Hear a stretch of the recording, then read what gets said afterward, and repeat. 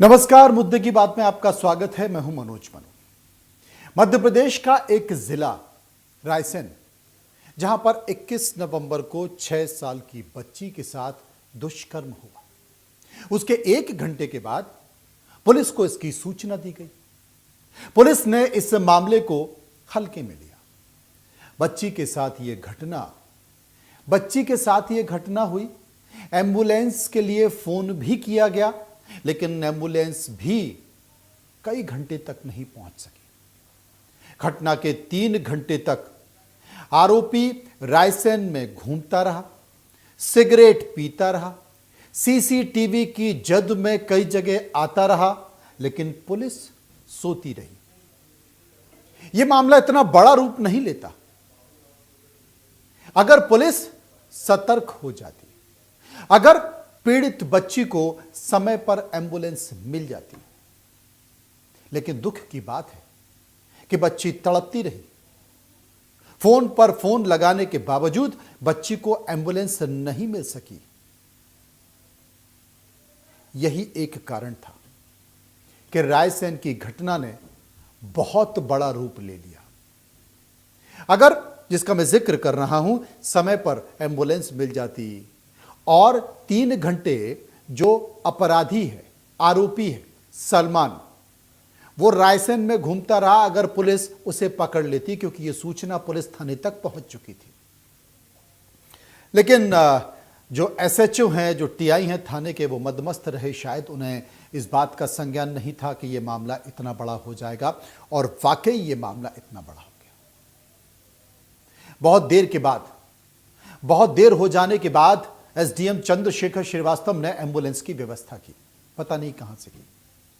उधर एम्बुलेंस तय समय पर नहीं मिलने से नाराज लोगों ने तय किया कि दूसरे दिन धरना दिया जाएगा। यह रात को तय किया गया। मैं आपको पूरी कहानी बताता हूं रायसेन की। यह कहानी बताना इसलिए जरूरी है कि इस घटना ने मध्य प्रदेश पर एक धब्बा लगा दिया। नहीं लगता अगर पुलिस सतर्क हो जाती, प्रशासन अलर्ट हो जाता। असल में जब धरना हो गया तो लोग जुड़ते गए। दूसरे दिन धरना हुआ, धरने का आकार बढ़ता गया। पुलिस के हाथ खाली रहे। पुलिस फरार हुए आरोपी सलमान को महज 45 किलोमीटर दूर भोपाल में जाकर नहीं ढूंढ पाई, क्योंकि वो रायसेन से जंगल के रास्ते होता हुआ भोपाल पहुंच गया। और जंगल क्या, भोपाल और रायसेन में अगर देखा जाए तो जंगल जैसी कोई चीज़ है नहीं, क्योंकि भोपाल और रायसेन के बीच खेत हैं जहां पर खेती किसानी होती है। ऐसा कोई बहुत बड़ा जंगल नहीं है कि घने जंगल हो, सतपुड़ा की तरह या फिर सीधी की तरह या फिर छिंदवाड़ा की तरह या फिर चंबल की तरह, कोई बीहड़, ऐसा नहीं। सीधे सपाट खेत हैं। तो वो उस रास्ते होता हुआ भोपाल पहुंच गया, लेकिन पुलिस नहीं ढूंढ पाई, पकड़ नहीं पाई। इधर लोगों का गुस्सा बढ़ता गया, धरने का आकार भी बढ़ता गया। सलमान को खोजने वाली पुलिस टीम की संख्या, यकीन मानिए, सलमान को खोजने वाली पुलिस टीम की जो संख्या है वो करीब 300 से 350 पुलिसकर्मी सलमान को, आरोपी, दुष्कर्म के पीड़ित आरोपी सलमान को खोज रहे थे। पर सलमान तो भोपाल में बिरयानी खा रहा था। यह बात सही है कि शुरुआती दौर में पुलिस ने लापरवाही बरती, मामले को गंभीरता से नहीं लिया। एम्बुलेंस को अगर पीड़िता को एम्बुलेंस मिल जाती, लेकिन इसके बाद जब स्थानीय लोगों की भावना और आक्रोश को देखते हुए जनाब इसमें राजनीति भी शामिल हो गई। दुष्कर्म पीड़िता भोपाल के एम्स में भर्ती करा दिया गया उसे, उसी रात जब यहां से गाड़ी निकली। लिहाजा उसके बाद उनसे मिलने के लिए, पीड़िता से मिलने के लिए, पीड़िता के परिवार से मिलने के लिए देश के केंद्रीय कृषि मंत्री और विदिशा रायसेन के स्थानीय सांसद शिवराज सिंह चौहान मुलाकात करने पहुंचे। उनके एक बयान ने इस मामले से जुड़े आक्रोश को और भड़का दिया। शिवराज सिंह चौहान जब उस पीड़ित बच्ची से मिलने पहुंचे तो उन्होंने क्या कहा? कोई भी व्यक्ति जब इस घटना की पीड़ित से पहुंचे मिलने तो स्वाभाविक तौर के उसके मन में एक पीड़ा होती है। शिवराज सिंह चौहान ने कहा कि मेरे संसदीय क्षेत्र में मासूम बेटी के साथ हुई दुष्कर्म की घटना से मन व्यथित है और अत्यंत आक्रोशित है। इस मामले में आज मैंने केंद्रीय चिकित्सालय भोपाल पहुंचकर पीड़िता के स्वास्थ्य की जानकारी ली और परिजनों को दिलासा दिया। हम मजबूती के साथ खड़े और न्याय जरूर दिलाएंगे। बेटी के उपचार में कोई कमी ना होने देंगे। समुचित इलाज की व्यवस्था करेंगे। इसके लिए अस्पताल प्रबंधन को निर्देशित किया गया है। साथ ही प्रशासन को सख्त निर्देश दिए हैं कि जो आरोपी है उसे जल्द से जल्द गिरफ्तार किया जाए और कड़ी से कड़ी सजा दिलाई जाए। मैंने यह भी निर्देश दिया है कि आरोपी की गिरफ्तारी के बाद इस मामले को फास्ट ट्रैक कोर्ट में चलाया जाए, जिससे पीड़िता के साथ जल्द से जल्द न्याय हो सके। जब तक अपराधी पकड़े नहीं जाते तब तक मैं चैन से नहीं बैठूंगा। 23 नवंबर को शिवराज सिंह चौहान के इस बयान के बाद यह आग और भड़क गई और रायसेन के स्थानीय लोगों के साथ शिवराज सिंह चौहान समर्थक भी सड़कों पर जा उतरे। लिहाजा यह मामला राष्ट्रीय स्तर पर सुर्खियों में आ गया। राष्ट्रीय मीडिया ने इसे हाथों हाथ लिया। रायसेन में जोरदार विरोध प्रदर्शन हुआ और जोरदार विरोध प्रदर्शन के बाद मुख्यमंत्री तक देरी से यह मामला पहुंचा। इसकी संवेदनशीलता भी बहुत देरी से पहुंची। नजाकत को देखते हुए मुख्यमंत्री ने आनन फानन में देर रात एक बैठक बुलाई और 2 थाना प्रभारियों के साथ साथ रायसेन के एसपी को पद से हटा दिया, लेकिन पुलिस के हाथ अब भी खाली थे। पुलिस प्रशासन को रायसेन और उसके आसपास के इलाकों में तेजी से ढूंढ रही थी, लेकिन सलमान मिल नहीं पा रहा था। सलमान पुलिस की पकड़ से दूर था। अचानक से पुलिस की जान में जान तब आई जब भोपाल से एक फोन पुलिस के पास पहुंचा, जिसमें कुछ लोगों ने पुलिस को बताया कि एक संदिग्ध व्यक्ति हमारे इलाके यानी कि गांधीनगर में घूम रहा है। हमने उसे पकड़ लिया है और आप देखिए, हमें ऐसा प्रतीत होता है कि रायसेन की जो दुष्कर्म की घटना है ये वही व्यक्ति है। आप तुरंत आ जाइए। हम इसे पकड़कर बैठे हुए हैं और भोपाल की पुलिस वहां पहुंच गई और भोपाल की पुलिस जब पहुंची तो इन युवकों ने उस व्यक्ति को, सलमान को, पुलिस के हवाले कर दिया। सुनिए वो पूरी बात। अस्सलाम वालेकुम।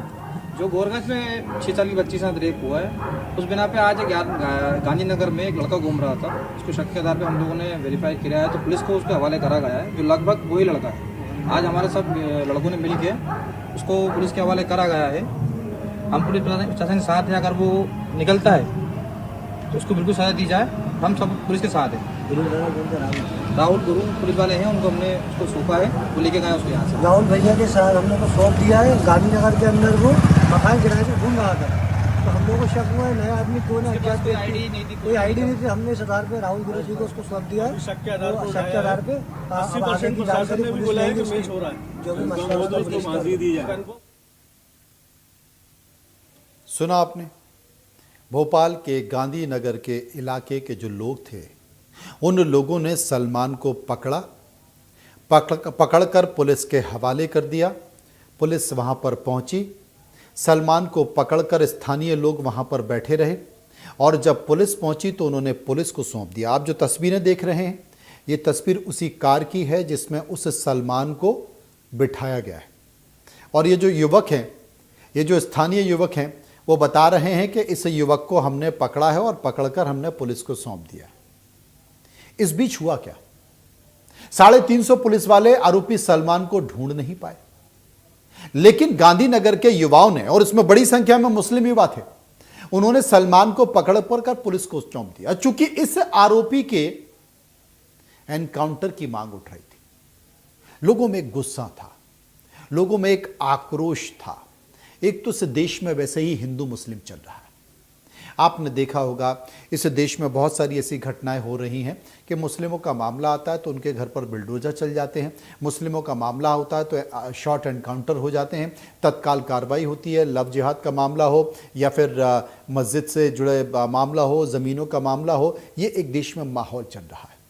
और ऐसे में जिस राज्य में 20 साल से बीजेपी की सरकार है, क्योंकि बीजेपी हिंदूवादी पार्टी मानी जाती है, हिंदू धर्म की सबसे ज़्यादा बात करती है, धर्म आधारित विषयों पर प्राथमिकता रखती है और मुस्लिमों के मामले को लेकर वो बहुत ही सजग रहती है, अलर्ट रहती है।